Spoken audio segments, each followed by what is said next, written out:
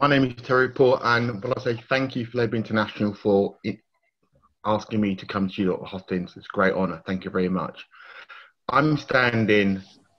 I'm standing to represent the grassroots of the party.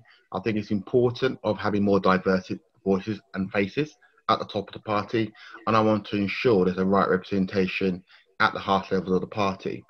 If I was elected onto the NEC, what would I do? It's quite simple. There are four key things. One, I'll work to improve our governance processes, especially with regards to our complaints process. We need to tackle all forms of discrimination. We need to be better with our members, communicating with our members, better quality, and in terms of regularly as well, and ensure our members are the key relationship in that. We need to have a review of our digital campaigning. Look at us today. We're on Zoom. You know, there are many things we can do, and this meeting in itself shows what can be done if we get our digital campaigning right, and it allows us to have more voices as part of our politics. And also we need to champion diversity of colour, of race, of views. The richer we are as a party, the richer is our politics, and the better we're able to form a Labour government. A little bit about myself. I was born in a working class family in East London, in Newham. I'm a member of West Ham constituency. My mum was a nurse and my dad worked on the track at Falls of Dagenham. I was the first in my family to go to university. So education is important to me. And essentially, I am, the product of a Labour government in a sense. My family were part of the Windrush generation.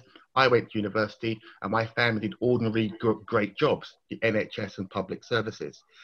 I think we need a NEC which supports not just the leadership, but is also critical of our leadership as well, but also really defends the views of the membership. I want to come on to the questions. In open selection, for me, we've got to have a better process of holding our MPs accountable, and we should. On voting after 15 years, yes, it does. My brother lives abroad. I had this debate with him only a couple of months ago, but it does raise some interesting questions about taxation. So if you want to vote after 15 years, we've got to look at, how you pay your taxes, and that's a big issue. But in principle, yes. 2030, yes. But us as a party, we've got to be better on those goals. On BAME, we need to have more BAME voices at the top. We need to have BAME representation, and we need BAME voices in power. That will stop black members leaving the party. Thank you very much.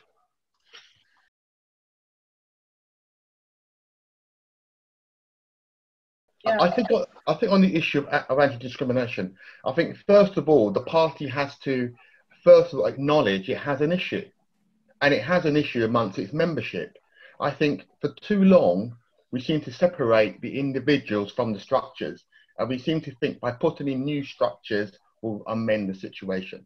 So what I'm saying is a call to arms to the Labour Party is first of all recognise, but it does have an issue with discrimination in certain parts of our party. And it's linked to the earlier question about bullying and about violence in our meetings. We tolerate those issues and we normalise it. And first of all, we have to be honest in that. So first of all, we've got to be tough on normalising poor and bad behaviour. And it's about us as party members in our party. And we have to take it on the chin. Secondly, what I will do is ensure we've got to have a much more diverse party. It's strange, isn't it? We have a party which isn't really diverse, but it suffers discrimination in its policies and practices. So what we've got to do is make the party more diverse. And it won't be. And it won't discriminate against people. And once the party is diverse, then what it should do is to make sure it talks about the policies to tackle discrimination. It talks about those policies to change people's lives. And more importantly, we talked about it earlier, is to have a complaints process and system which is robust, fair, and gives confidence to members. That's what we've got to do. Thank you.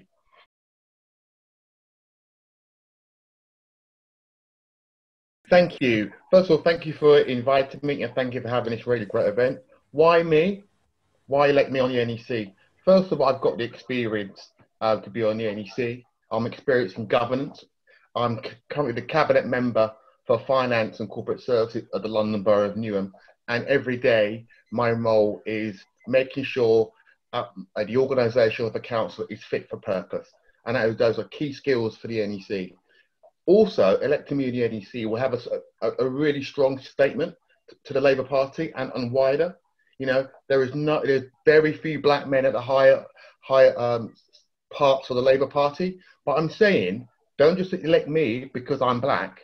Elect me because I've got the skills and the capability and the competence to make a great contribution to the NEC. What I want to do on the NEC is to improve our governance processes. If we improve our processes, we'll be a better in order to become an elected government. I want to improve our communication to our members, and also I want to review our digital campaigning. I want to out-campaign the Tories. Also, I want to make sure that the NEC actually is up for its members and it provides a constructive and positive challenge to the leadership. It's about having people at the top of the NEC representing members who know how to hold our leadership to account. Elect Paul for the NEC, and thank you very much. What a great event, and thank you.